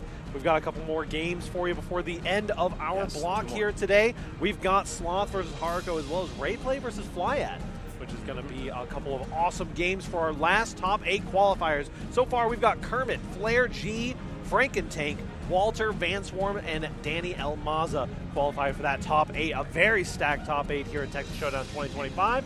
Wouldn't have it any other way. I wouldn't have it any other way either. And to see the legend himself, Danny Elmaza, pull up to these offline brackets as well. They traveled to the United States for his first tournament in this country. Absolutely spectacular to see him in person. I can't wait to see what sort of demonstration he puts on tomorrow. I don't think that man's lost a game since he's been playing in the brackets. I would be surprised if anyone that has been able to take games off of him. I'm pretty sure made it out of pools without dropping a set. Got the 3-0 on Sloth as well. And Sloth is no slouch of a competitor, as we're about to see here in this upcoming match. You know, it is a a step and above to see Danny kind of sweeping through. We've seen him sweeping on the online brackets, but being here in person on the stage, the feel of the venue, having to deal with your travel and hotel suite, jet lag if you get hit with it a little bit, you never know. You know, there's a lot of factors that come into these offline events. Absolutely so. And I mean, last weekend we just had the finals of the ARC World Tour as well, right? So there's a lot of international competition. That might have passed on Texas Showdown just because, like, listen, I can't travel back-to-back 2 weeks in a row like that. Like, I prepared everything for that thing. I need my break from it right now, anything like that. I'm actually curious, like, who here has gone to that LCQ and to the finals, and who's also here at Texas Showdown. I know that on the Grand Blue side of things, BSG was just missed out on the last chance qualifier for Grand Blue, and then immediately was like, all right, I'm going to show up at Texas Showdown. I think they're local for Texas, so makes a little more sense in that case there. I think Elsa, I saw Elsa around here too for the Grand Blue scene. They were out at the World Tour Finals, of course, and I think they showed up here for this weekend. So I'm very excited to see who's still pulling on up for brackets like Under Night 2, which is happening right now, as well as Good Leader Stride, Grand Blue Fantasy versus Rising. I think we're hearing the players go do a quick little button check for themselves. We don't even know who's playing. I do hear Chip. While we're doing the just Sloth and Haruko? Yeah, okay. Yeah. Okay. Let's go, both players. Yeah, definitely no bias. I love both of these people. I know both of them, right? I've worked with Sloth on cons before. He's an absolutely chill dude. Haruko, of course, one of my regulars at the events I run back home. Always excited to see how well she does. I mean, damned if you do, damned if you don't. For sure. And I mean, like, this is the thing. So speaking from my own experience, right, like sitting in this position where it's like, man, I would love to be in that top 8. I'd love to get that medal as a competitor, show I'm not 100%. As a commentator. But if I do that, I'm going to probably lose that top 8 block. They scheduled me for that top 8. Oh, that is true. What do I want more? Hey, no bias for me. I'll root for Sloth a little bit. Okay. You balance me. I'll keep things even here. Sloth, my local TO. Make sure to go and support your locals. Be better about it than I am. I don't go to my locals. If Haruko wins, I win everything because I get to work with Sloth and I want to work with him. True. And then I get to root for Haruko in that top 8, right? Like that's the way that I win. Of course, though, if Sloth gets in, I'll be happy with whoever my replacement commentator is. Might very well be you. Could be. Already replaced him here. Like, hey, let's just do it again. Run it back. Yeah, absolutely. I know Sloth is looking to lock in here, wants to represent his home state for sure. We've got the Chip versus the Johnny. Nice counter hit confirmed from Haruko. Setting up the mix. But look at that. Sloth not really getting the full confirm that he wanted. I think he wanted to get a red waddle soap, but didn't get the quarter circle input. That's why he saw the tap doesn't. Haruko looking for a burst. Trying to measure Sloth's weight. Okay, wake up with the reversal into PRC. Able to check things. Meter available. No, not quite fast enough on the 2K. The Johnny comes through. Miss liner to finish it. Haruko barely building that tension gauge at the end of that combo in order to secure that kill. Things looking a little fussy. As the dynamic of this matchup is how good is your whiff punishing, how good are you at not whiffing, right? Absolutely. Of course, Chip, he wants to get in, punish Johnny's high recovery normals. Good DP as well, going to be a valuable tool. We saw a lot of those reversals hitting Haruko in our last Johnny Mirror. Say this too, Haruko has played Chip in the past, also has plenty of Chips at our local Colorado scene. The likes of Volteon. Oh, yeah. Like his name right now. Oh, my God. Chebe, there it is. Should be too many beers. Oh, yeah. Yeah, I like Haruko not going for the burst bait, says, all right. This is a big hit, going for some mix. The throw gets teched. Impressive, but a backdash. That could have been disastrous for Haruko, too. If Sloth was ready to RC that immediate big counter hit, would have actually been able to bait Haruko's burst and secure that round. I think he recognizes it, too. Haruko will take game 1, but again, like we talked about with Sloth, getting into this top 24 on the winner's side, these are close games. Like, he's showing his capability as a player when his hands are on the buttons. Absolutely. Taking a moment, cool off here. I love this. Let the brain energy vent out a little bit. Make sure you're not carrying last game's mental stack into your next game. Shake it off, get that music pumping. I can hear my man Go Tech all the way. Go Tech all the way back here, man. Like, big dude with the afro in the back. I saw Echo pull up too, so they're all rooting for Haruko to get into this top 8. Beta Blade bladed. Do it again? I respect you, Sloth. Hey, listen, sometimes you just need a palate cleanser, you know? Sometimes a double DP is exactly what you're looking for. Nice stroke combo as well. Polish those shoes on the wall. Take Haruko through. Sloth now goes to that cross-up. Haruko, though, with a little walk forward, able to avoid it. Yeah. And that 9-framer far slash, he's putting in so much work. The 6K jump scare. Catching out Sloth's jump as well, saying, I know you want to escape to the sky, so I got to wait to deal with it. Block the cross-up Alpha Blade, but not the second one. Punish on that far slash. Defense, we find the perfect opportunity, the gap in the offense for That's My Name, spell it full. Absolutely. Don't even need the next 50% of meter to go. Nice stuff. You can do anything in this game with 100 meter, and being safe on that reversal wake up is so strong. Knockdown here. Wild Assault spent early from Haruko. Sloth going to be able to close the gap, get this offense going. Catches Haruko jumping, I think. This is a scary combo and resets into the pressure, whipping that close slash for a frame kill. Raw super here. Haruko will survive this, but Sloth built her own mix-up here. She'll be able to close out this round. Chip with positive bonus in this situation. Sometimes it's easier to just go next. Yep, and Haruko again tried to do that little walk or dash forward to call it the cross-up, but this time Sloth stayed same side, so Haruko will lose. Perfectly timed Beta Blade against the Red Wild Assault, so not only did that reversal work, it denied Haruko a positive investment that came to her resources. Okay, far slash again. Very fast, catching the backdash. Ooh, I love the fake out. Yeah, no, it looked pretty snazzy. Too soon on the 6B. Sloth gets the full pickup here. All right, he's turning it up. Good to see this, Sloth. Good to see this. Show me some fight. Yep, do not miss on these rope combos. They look so good. Must be so satisfying to execute as well. Going for some same side. Positive bonus, rocking the mix. We jump at the last second. 6K is going to whiff. Sloth gets the next hit, confirms into the car, cancel with the super. Burst is going to be available as well as nearly 100 meter here for Haruko. See what she can make happen. Reads the cross-up, gets that dash out to completely reset into neutral. Red Wild Assault now, we jump the throw, we just disengage. And then the unreactable dash into throw. Haruko's offensive set misses the Mistfinder. Baits out the deflect shield as Sloth is the first one to blink. Haruko has full meter as well. Doesn't even need it. Oh my goodness. Absolute damage coming in from this Johnny. What a confirm. The weight on the Mistfinder for that deflect shield, immaculate. And again, I talked about this in the set with Minish, actually, where it felt like the composure that Minish had held all the way through into that last game where he finally cracked on a couple decisions. Feels like Sloth already having some cracks in that mental fortitude, going for that deflect shield right at that spacing where Haruko, I don't really feel like was threatening a high-low mix-up right, but Sloth is saying, get off of me. The DB comes through, going to burst as well, but Haruko in a really good spot. She just might get into this top 8 off of this set. You lose your burst, and you also took 25% already from that combo. Low HP of Chip coming in to bite you a little bit. Throwing now into the Johnny Infinite Super. Oh, Yomi, the burst! Haruko just realizes, yeah, you're nervous. Yep. I feel the DPs. I'm seeing the inputs on my opponent's stick. It's time to lock it in as we are one game away from Haruko securing that top 8 spot. Gonna get the next knockdown here. Wow. Counter hit on the deal. Maintaining infinite overhead pressure. The delay on the Mistfinder as well, just for pressure. Haruko not even gonna go for the wall break. Yeah, actually got a backdash mixed in there, but is going to be able to hold this corner. Might be able to kill on the next combo, confirmed, and absolutely will. Fist bumps all around as Sloth is going down at 9th. One tier, but it's all right. We'll be seeing you in top 8 one way or the other here on the commentator booth. This is the perfect option select. It's like, listen, I couldn't qualify for top 8. I'm supposed to commentate it. I'll make more money doing that. I'm just here to put on a show. Right?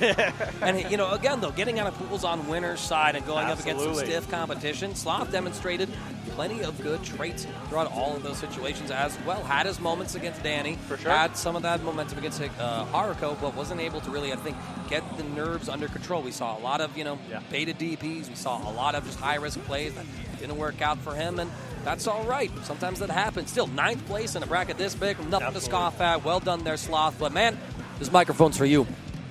Absolutely. We'll be waiting here for you for top 8 tomorrow. We do have, I believe, one more game of Strive for today's block while we secure the last of our top 8. These gamers have been grinding all weekend. They've been enjoying the venue and enjoying everything here at Texas Showdown 2025. And now it's time for the final lock-in before tomorrow. Yes, indeed. So we're going to be seeing Ray play yet again. But in the meanwhile, their opponent is going to be Flyet, who has had one hell of a run through here. Was able to 3-0 Koyo Power, then take down BRX in a close 3-2 set. Flyet now was able to get 65th at last year's Texas Showdown. And what a glow up, actually, going from 65th to a guaranteed 9th place. Sure. That's really impressive. Yeah, played at quite a EVO last year and the year before. So that's pretty much like the only recent tournament stuff. Seems like they just usually go out to some of the big events, you know, the local Texas Showdown, the EVO, of course. So we'll see what they have in them. Of course, we saw Ray play a little bit earlier today. So we'll be pulling up yet again. See if this second chance of getting top 8 will finally go his way. Yeah. Absolutely. One of these players guaranteed to make it into the top 8. We will be getting, looks like I see a Slayer locked in. Oh, yo, Slayer? I'm here for it, especially against some of these light characters. Oh, hold up. Is this button check? Are we actually going to lock in Soul? Little Soul Bad Guy button check. I vibe with the Soul Bad Guy button check. Oh, good. Soul Bad Guy. No fist bumps exchange, so I feel like this is a button check. Yeah. Unless this is some real mix-up stuff, like some real. No, I don't fist bump this guy. Listen, man, he plays Slayer. You don't fist bump a player. You play Slayer. Absolutely. Hey, listen. Duel 1. We're all love for all our variety of players. Just a little button check action. Yep, that's a 2S, all right.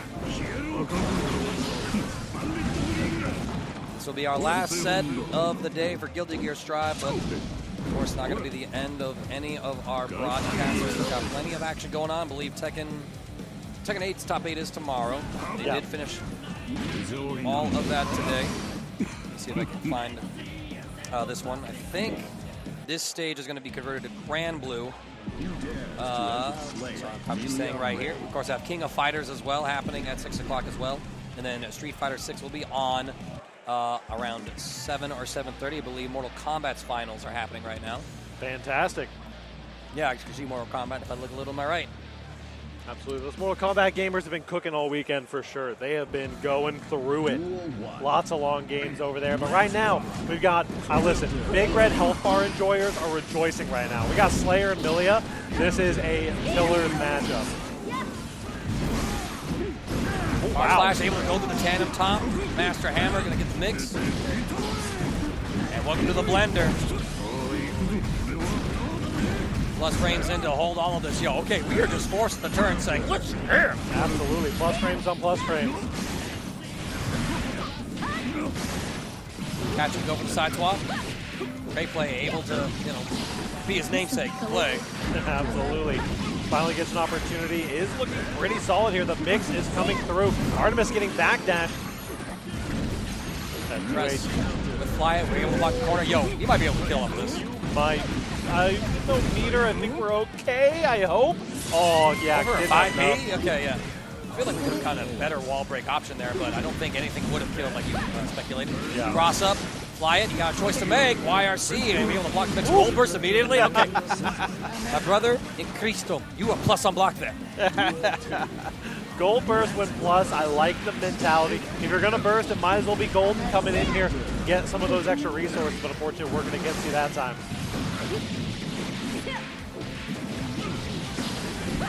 Cross up again, Ray play. Has the blender going on right now. We reset the low into a throw. Flyet just blinks, gets caught by the tandem top, and Ray play goes up with a perfect in this first game. Looking strong here, definitely in the driver's seat. Looking favored to make it into this top 8. Get the phone out of the pocket. Nothing to distract you here today. Set it right on the table. Ray to ask for, Flyet's mom's number, be like, put it right in here, man. All right, I'm going to go see her later. That's foul of me to say. What the hell? Oh, big. Ooh, didn't quite get the confirm, unfortunately, no matter how high that 6H lands. Little slash. No full pickup, though. Good defense from Flyet so far until we get counter hit. Break a wall with super, but Flyet having the diligence to not spend that burst when you're very much down. I know it's Slayer, and as long as he's alive, anything could happen, but... Oh, Yep, once again trying to go for that close slash into 6H. Find the loop. Brother. Kyle Bunker, Master's Hammer, not going to find anything just yet. Blue Wild Assault, maintain offense. Let's make time up behind this. Here we go, mix again. You know, you've done the perfect before, you can make it happen again. Any hit is death here for the Milia, but they are holding on. Artemis maximizing that damage on the corner. Whenever Flyit is on the back foot, they're trying to poke out with some of these normals, trying to scramble with Slayer's buttons in these situations, but Rayplay is keeping everything so tight. The Rayplay classic, happy to throw out that H-Disc, gets hit by it after the super ends. A tragedy. A tragedy and a half. Rayplay sitting up with a comfortable 2-0 position. All grins here for the Slayer player.